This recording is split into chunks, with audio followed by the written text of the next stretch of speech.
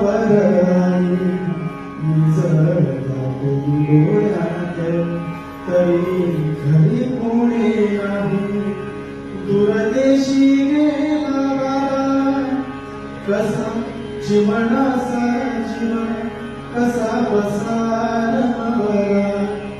चार भिंतीत धावून दिसभर मला आता पुढे झोप सोन्या मुळी म्हणतच नाही जर डोळ्यात तरी घरी कोणी नाही दूरदेशी गेला बाबा कशासाठी कोण जाणे देती शाळेत सुटली कुणी बोलायला नाही कशी भावे कट्टी पट्टी खेळ खेळाले मांडून